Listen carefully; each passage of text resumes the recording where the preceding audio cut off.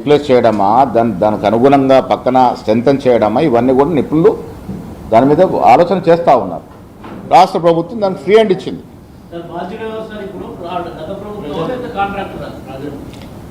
Contractor లోపభూయిష్టంగా చేసిన, engineer లోపభూయిష్టం చేసిన ఆనాడు పాలకులే బాధ్యులు. ఇవాళ ఆనాడు పాలకులు కేసీఆర్ హయాంలో ఉన్నటువంటి కేసీఆర్ గారు కానీ, ఇరిగేషన్ మంత్రి గారు కానీ, దానికి సంబంధించిన శాఖలు కానీ వాళ్ళంతా కూడా బాధ్యత వహించాలి.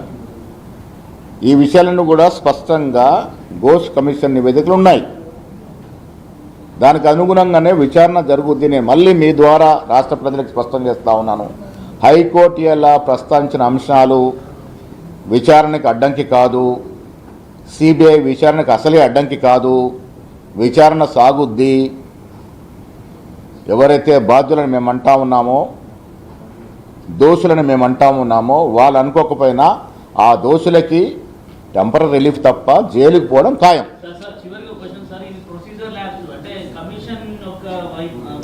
కమిషన్ ఘోష్ కమిషన్ గారు లేలే దీంట్లో ఏంటంటే, ఎవరైతే వ్యక్తుల మీద మీరు అభియోగాలు మోపినారో వారికి చెప్పుకునే అవకాశంలో కొంత జాప్యం జరిగిందని, ఇదొక ప్రొసీజరల్ కొంత డిలే అయిందనే మాట మాత్రమే హైకోర్టు కామెంట్ చేసింది.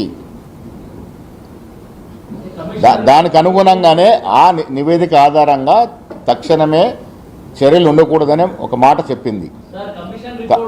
హైకోర్టు ఎక్కడ కూడా ఘోష్ కమిషన్ వేయడానికి తప్పట్లే, విజిలెన్స్ కమిషన్ ఇచ్చినటువంటి రిపోర్ట్ తప్పట్లే, ఎన్డీఎస్ఏ ఇచ్చిన రిపోర్ట్ తప్పట్లే, అక్కడ అవినీతి జరగలేదన్న మాట చెప్పలేదు.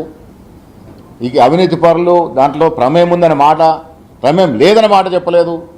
ఎవరిని కూడా నిర్దోషులుగా తేల్చలేదు. రాష్ట్ర ప్రభుత్వము హైకోర్టు తీర్పుని కాపీస్ వచ్చాక మొత్తం స్టడీ చేశాక ఫర్దర్ విచారణ కొనసాగిస్తుంది. ఎవరిని కూడా వదిలే ప్రసక్తి లేదు. ఇది రాష్ట్ర సొమ్ము నీళ్ళలో పోసినారు కాబట్టి ఆ బాధ్యులు ఎవరైతే ఉన్నారో ఎవరిని కూడా వదిలేది ఉండదు. విచారణ ముందుకు సాగుద్ది. ఫర్దర్ విచారణ సిబిఐకి ఇచ్చినాము. సిబిఐ విచారణ చేయకుంటే తదుపరి కాంగ్రెస్